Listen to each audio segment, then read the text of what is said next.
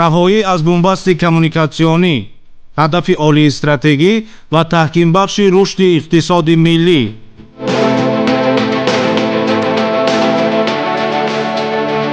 тоҷикистон ба мамлакати транзитӣ табдил меёбад. натиҷаи қадамҳои устувор баҳри бунёди роҳҳои ҳамвор. Аввал мерафтем 6 соат, 7 соат, ҳозир 3 соат, 2 соат омадастем. раҳо хеле шуд. ҷараёни корҳои сохтмонӣ дар масири Дарвозванҷ то даромадгоҳи ноҳияи Рӯшон. зиёд аст 30 километр роҳҳо мунфарш карда шудааст, ки мушкилоти нақлиётҳои чиборкаш ва нақлиётҳои чи мусофиркашро хеле осон кардааст. фаъолияти шабонарӯзӣ бо ифтихор аз дастовардҳо, раванди татбиқи нақшаҳо аз ҷониби муҳандисону сохтмончиён дар шоҳроҳи дорои аҳамияти байналмилалӣ. ифтихори куллӣ бо ҳамовозии миллӣ. раҳмат ба пешвои муаззами миллат, ки шоҳроҳи сохти тамоми 4 фасли сол ба шаҳри Душанбе сафар мекунем ва хеши табор меберем, мебиёем. ҷабҳаи созанда дар мустанади ҳақиқати раднопазир.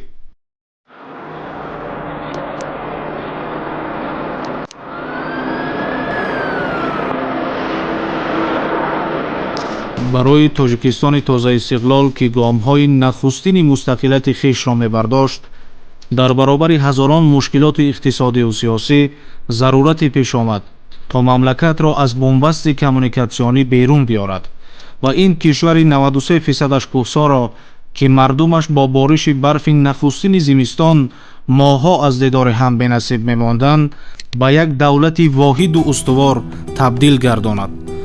ҳамин гуна дар солҳои аввали истиқлолияти Тоҷикистон яке аз ҳадафҳои стратегии кишвар ин аз бумбасти коммуникатсионӣ раҳоӣ бахшидани мамлакат эълон гардид ва барои ноил шудан ба ин ҳадафи муҳими давлатӣ бо ҷидду ҷаҳд, ташаббускориҳо ва иродаи матину иқдомҳои бисёр ҳам ҷиддии асосгузори сулҳу ваҳдати миллӣ, пешвои миллат, президенти ҷумҳурии Тоҷикистон муҳтарам Эмомалӣ Раҳмон шоҳкориҳои бузурге, ки амалӣ шудани онҳоро аксарият чун хобу хаёл беш намедонистанд, аз афсона ба ҳақиқат табдил дода шуд. яке аз чунин шоҳкориҳои муҳандисӣ дар самти бунёди роҳҳо ин сохтмони масири автомобилгарди Душанбе Хорухқулма маҳсуб мешавад. роҳе, ки дар бунёди он заҳматҳои сангине сарф шудааст.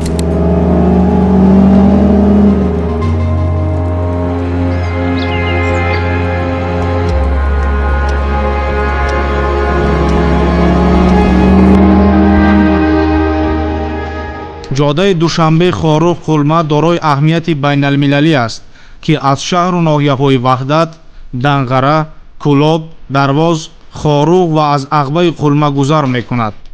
роҳи мазкур дарозтарин роҳи автомобилгарди аҳамияти байналмилалӣ дошта дар ҷумҳурӣ ба ҳисоб рафта, дарозии он зиёда аз 1000 километрро дар бар мегирад. қисми зиёди ин масири пураҳамият қатқади доманкӯҳҳо ва аз релефи мураккаби кӯҳӣ убур мекунад. бунёди ин қисмати душворгузари роҳ бо ҷаҳду талошҳои сарвари маҳбуби давлат муҳтарам Эмомалӣ Раҳмон имрӯз ба яке аз зеботарин қитъаҳои шоҳроҳи Душанбе Хорухқулма табдил ёфтааст, ки ҳамарӯза тариқи он ронандагону мусофирон ва ҷаҳонгардон гузар мекунанд. имрӯз сокинони ноҳияи Дарвоз, ки аз гузаштаҳои дур ҷабру азияти ин қитъаи душворгузари роҳро бештар дидаанд, хотираҳои хешро пешурӯи дастгоҳи наворбардорӣ чунин баён доштанд.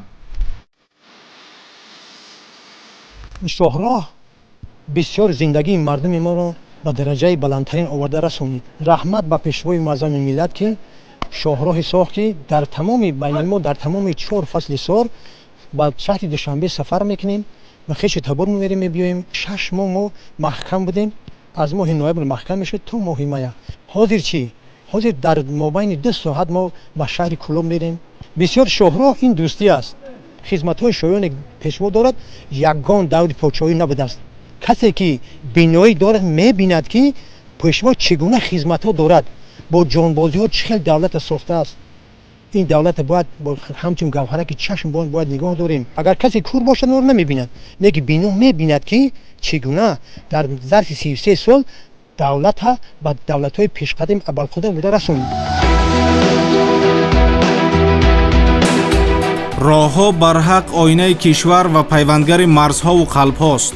аз ҷилои ин оина ба ҳар кишвар баҳо медиҳанд ва ҳам марзҳову дилҳоро пайванд месозанд. манфиатҳои иқтисодию иҷтимоии он хеле бузург аст. мардуми шарифи тоҷикистон бояд имрӯз, дирӯз ва гузаштаи на чандон дурро пеши рӯ оварда як маротиба муқоиса намоянд ки тафовути ин ҳама роҳсозиҳо аз куҷо то куҷо аст. заҳматҳои хастагинопазири асосгузори сулҳу ваҳдати миллӣ, пешвои миллат, президенти ҷумҳурии Тоҷикистон муҳтарам Эмомалӣ Раҳмон имрӯз самараи хешро оварда Тоҷикистонро ба як кишвари воҳид табдил додааст. сарвари давлат муҳтарам Эмомалӣ Раҳмон дар оғози соҳибистиқлолӣ на танҳо аҳамияти бузурги роҳҳо дар иттиҳоду ваҳдату ҳамдилии мардуми кишварро дарк намуданд, балки барои он тамоми тадбирҳои заруриро андешиданд. дар марҳилаҳое ки мамлакат аз ҷиҳати иқтисодӣ хеле заиф буд, ба бунёду таҷдиди роҳҳо иқдом намуданд. дар он замон бунёди чунин ҷоддаву пулу нақбҳои сатҳи байналмилалӣ афсонае беш набуд. ҳоло ин орзуҳо хеле зебову мунавваранд. солҳои пеш падарому барои ғала ва харо тарафи кӯлоб мерафтанд. анҷирову ёлу полвору ҳамун тарафҳо мерафтанд, роҳе набуд ки бираванд. ина шугронаи давлатму, шугронаи сардори давлатму ки ина роҳҳомуна обод кардааст. фарзандному сох саломат мисол дар ҳамин роҳ зиндагӣ мекунанд, рафтумад дорем. ина байни пештар мисол мерафтанд, падарому байғала дар муддати як моҳ намеомаданд. як ҳафта, ду ҳафта мисол ай пай ғалаву зиндагӣ мегаштанд. ҳозир ина роҳҳо обод, зиндагии халқ тинҷ, сулҳу амонӣ. шугронаи ҳамин давлатму, сардори давлатму ки ина роҳҳому обод байни 5-6 соатанда мисол агар ҳамин дарвоз бихеҷи байди шамбира тинҷ меравад. таҷдиду аз навсозии роҳи автомобилгарди Дарвозванҷ, дарвозаи ноҳияи Рӯшон аз хатарноктарин ва мушкилгузартарин қиттаи ин ҷоддаи байналмилалӣ ба ҳисоб рафта таъмирро надида буд. ин роҳи валангор ронандагону мусофиронро сари ҳар қадам ба мушкилӣ рӯбарӯ месозад. кӯҳҳои сарбагардуни водии Дарвозуванҷ ки роҳи байналмилалӣ аз миёни ин қулъаҳо убур мекунад, кори саҳлу сода набуда, ин масъулиятро танҳо муҳандисону роҳсозони ин қитъаи роҳ бар дӯши хеш доранд. муҳандисону роҳсозон бо азму иродаи қавии хеш синаи ин хорсангҳоро шикофтаву ҳамвор месозанд ва зина ба зина барои ноил шудан ба ҳадафҳои хеш ва сабук сохтани мушкилии чандинсолаи мусофирону ронандагон замина мегузоранд.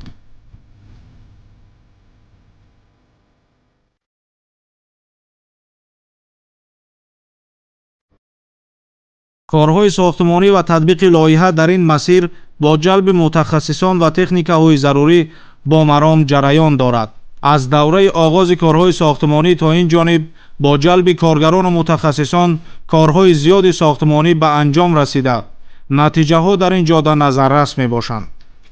лоиҳаи сохтмони роҳи мошингарди Душанбе-Кулма дар қитъаи Дарвозванҷ то даромадгоҳи ноҳияи Рӯшон идомаи иқдоми давлату ҳукумати мамлакат ҷиҳати ба мамлакати транзитӣ табдил додани Тоҷикистон мебошад ва кор дар ин масир бо ҷалби мутахассисони касбӣ ва техникаву механизмҳои зарурӣ бо сатҳу сифати баланд идома дорад.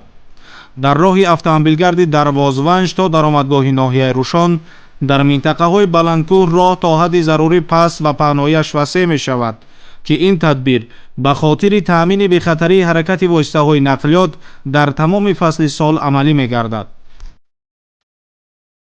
бо дастуру супоришҳои асосгузор сулҳу ваҳдати миллӣ, пешвои муаззами миллат, президенти ҷумҳурии Тоҷикистон муҳтарам Эмомалӣ Раҳмон имрӯзҳо дар тамоми миқёси ҷумҳурии Тоҷикистон корҳои ободонӣ, аз навсозӣ ва инчунин садҳо километри роҳҳо бо суръати баланд давом дастааст. ҳамин аст ки дар яке аз лоиҳаҳои бонуфузе ки ناحیه بدخشان یعنی که قلعه خم رو تا سرحد روشان پیوست میاد در کیلومتر 4 همین لایحه قرار داریم. در این حال باشد زیاد از 30 کیلومتر راه منفرش کرده است که 10 مراتب این مشکلات نقلیات های چی بارکش و نقلیات های چی مسافرکش را خیلی آسان کرده است. حالا باشد کارگران برای ساختمان پیاده‌گردها مشغول می باشند، این هم باشد در آینده مشکلات آنها را خیلی آسان می نماید. محض شرافت استقلالیت بود که با چنین نتیجه ها ما کامیاب شدیم و همین را گفتنی هستم که تاجیکستان عزیز در مهلتی نه چندان طولانی الکی دروازه خود را به همسایه دولت‌ها باز کرد که این هم همش میوه استقلالیت می باشد. لایحه ساختمان و نوسازی راه مذکور فراگیر دو مرحله بوده. درازی عمومی راه بیش از 109 کیلومتر را تشکیل می دهد. با ساخته مورد استفاده دادن دو نقب درازی راه 16 کیلومتر کوتاه گردیده 93 کیلومتر را تشکیل می نماید. عین زمان متخصصان با استفاده تکنیک و مکانیزم معاصر ساحوی به کار مشغول بوده تلاش دارند که کارهای ساختمانی را در مهلت پیش بینی شده مطابق به طلبات زمان ساخته به استفاده دهند. مورد ذکر است که قطعه دروازونج تا درآمدگاه ناحیه روشان یکی از خطرناکترین قسمت راه بین المللی اتومبیلگرد دوشنبه قلمه به حساب رفته.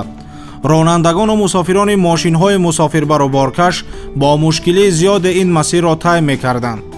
با تشبث و اقدام‌های سازنده اساسگزار صلح و وحدت ملی پیشوای ملت پرزیدنت جمهوری تاجیکستان محترم امامعلی رحمان همکنون این مشکلی روز تا روز حل خود را پیدا کرده ایستاده است. با استفاده دادن راه اتومبیلگرد دروازونج درآمدگاه روشان مشکلی رفت و آمد ساکنان ناحیه‌های درواز و ونج با مرکز جمهوری شهر دوشنبه و مرکز ولایت مختار کوهستان بدخشان شهر خاروق آسان گردیده با این وسیله رفت و آمد در همه فصل سال تامین می‌گردد. واسه خیلی سوزای راه پیش بیزه بود هر یک چقلیو بود واسه اینمی اول مثال میرفتیم 6 ساعت 7 ساعت واسه 3 ساعت 2 ساعت اومده سیم راه خیلی شروعه سهر های میکردیم تو بگر ایامو رازویلکای ونج ایامجا های کنیم قریب 8 ساعت 9 ساعت دا میرفتیم خیلی راه دیده است واسه هوا رای همین 3 ساعت دا میرسیم تو ونج ای را با خوب میشوه تونل شده است دیده است این راه خوشرو شده است.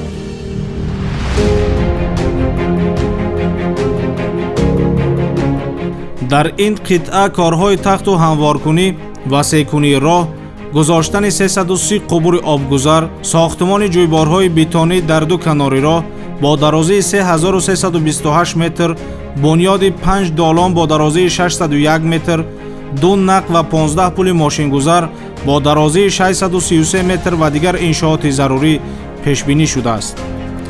معیار و قاعده‌های ساختمانی در این مسیر پر اهمیت به درجه سیوم تکنیکی راه‌ها داخل گشته از دو خط حرکت عبارت میباشد. پهنای اساسی راه به 12 متر برابر بوده، قسمت ماشینگردی آن 7 متر را تشکیل می‌دهد. حالا در این انشاءات راهسازان با استفاده از 206 مکانیزم‌های پراقتدار و زمانوی تلاش دارند تا در مهلت پیش بینی شده این راهی برای تاجیکستان بسیار مهم و استراتژیکی را با صفت بلند مورد استفاده قرار بدهند. کارهای ساختمانی در دو نقب راه ماشین ساختمانی ادامه دارد.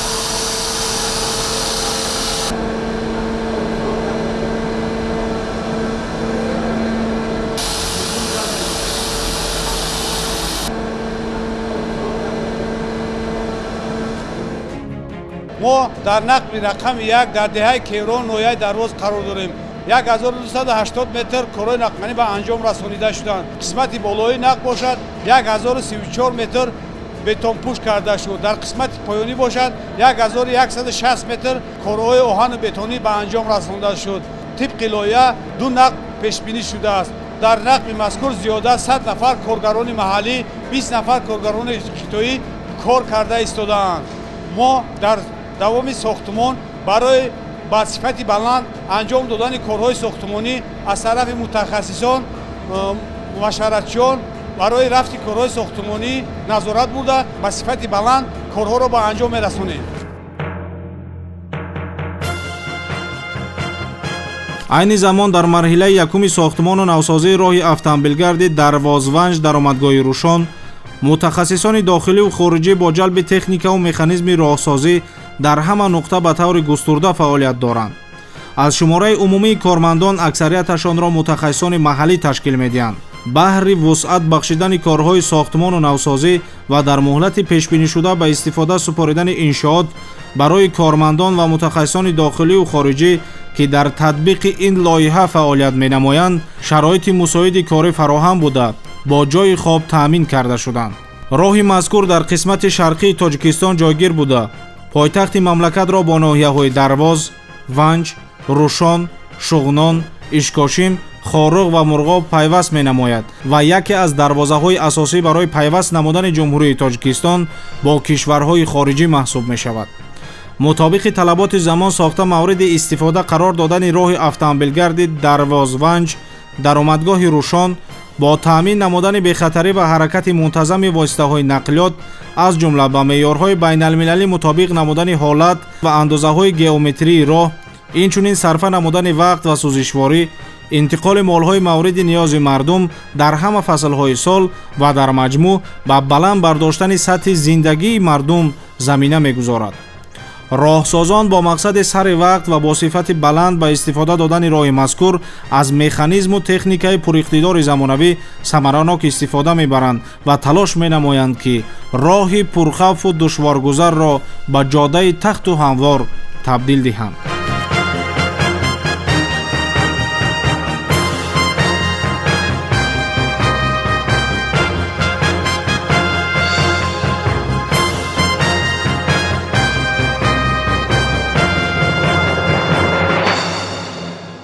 Я Тантинлин, дорожный инженер CBC. Напоминаем, что находимся на строительстве автодороги Карахон-Ванч протяженностью 92 километра, который имеет большое значение для дружбы между Китаем и Таджикистаном. Трасса проектирована по третьей технической категории. Согласно проекту, 2 туннеля протяженностью 5 километров. 16 мостов, 5 галерей и так далее. По графикам работы CBC идут параллельно по всем этим видам работ. Почти 70% земляные работы по подготовке землеполотнов уже выполнено.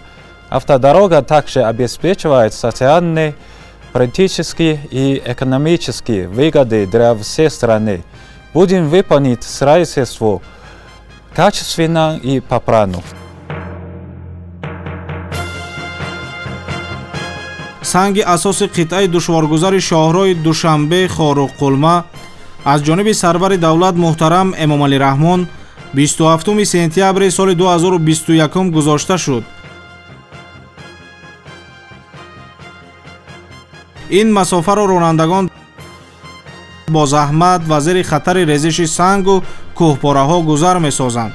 баъди сохта мавриди истифода қарор гирифтани ин қитъаи роҳ на ин ки масофаи он ба маротиб кӯтоҳ мегардад, ҳамзамон як роҳи бехатар ва тахту ҳамвор бо долонҳои ҳимоявӣ аз резиши сангу тармаҳо рӯи кор хоҳад омад.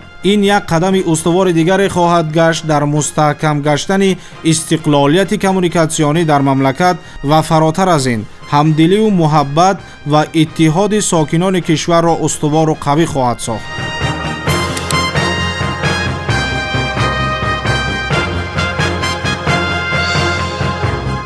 роҳи душворгузар аз нав таҷдиду аз навсозӣ мегардад ва айни замон чӣ тавре ки мебинед корҳои сохтмонӣ роҳандозӣ гардиданд.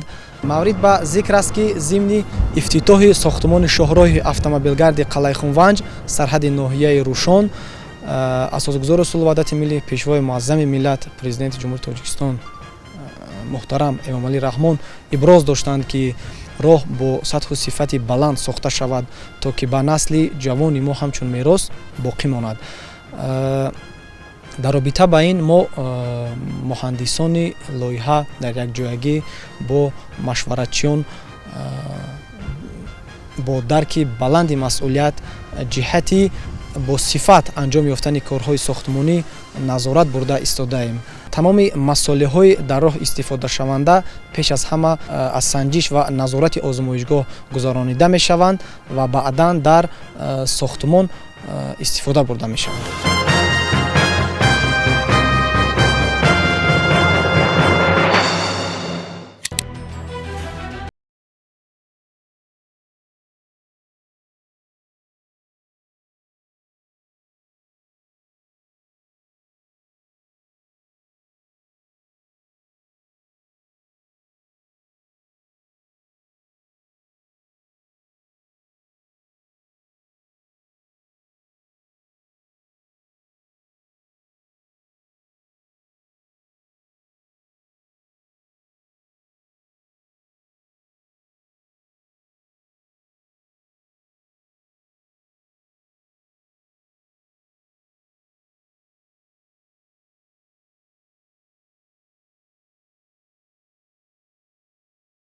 روزهای نیکی سازنده بنیادگرانه پیشروی ملتمان این ساخته با استفاده دادن شاهراه اهمیت بین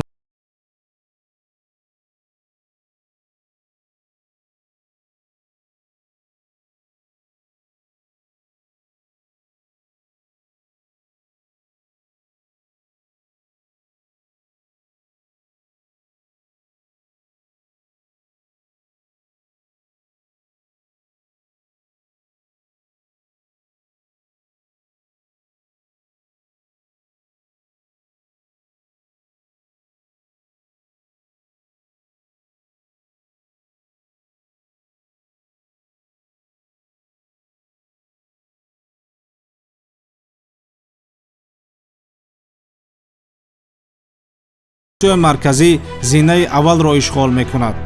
کشور ما در رده‌بندی دولت‌های جهان با این نشان دهنده یک باره 20 زینه بالا رفته، از زینه 70 به زینه 50 گذشت.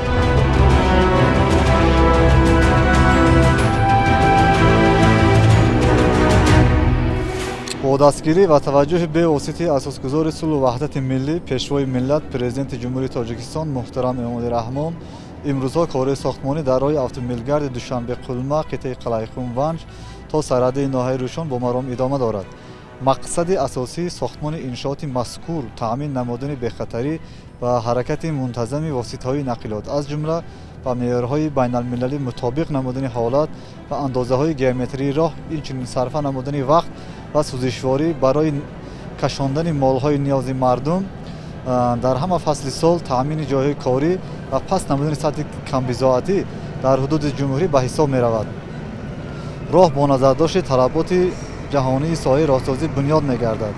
در لایحه ساختمان نخبه‌ها، گالریاها، پل‌ها، خبرهای آبگذر، تکیه‌دورها و غیره پیش‌بینی گردیده در محل‌های اهالی‌نشین باشد. کارهای روشننمایی و همچنین ساختمان راهروهای پیاده‌گرد و ایستگاه‌های نقلیاتی نیز به نقشه گرفته شده است.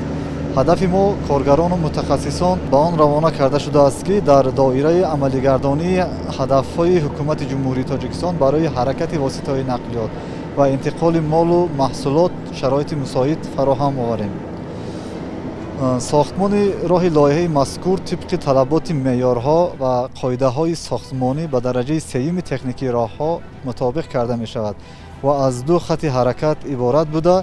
قسم‌های راه ماشین گذار 7 متر، پهنای استانداردی راه به 12 متر برابر می‌باشد. وقت حقیقت را بپرده روشن و واضح برای مردم بیان داشت. امروز شاهراه با انشاءات بزرگش در خدمت خلق قرار دارد. مشکل مردم طفیل این شاهراه آسان گردیده و باز راه‌های نو با انشاءات بزرگ و زیبایشان بنیاد و تجدید می‌گردند. این مسیر همان شاهراه بزرگ ابریشم است که احیاگری آن در زمان نوین سرور دولت تاجیکان محترم امامعلی رحمان میباشند. البته این همه تلاش و زحمت‌ها، تدبیراندیشی‌ها، تشبث و اقدام‌های نجیب اساسگذار صلح و وحدت ملی پیشوای ملت پرزیدنت جمهوری تاجیکستان محترم امامعلی رحمان در صحیفه‌های تاریخ دولتداری نوین تاجیکان ثبت گشته است، زیرا این همه عمل‌ها حقیقت است ردناپذیر.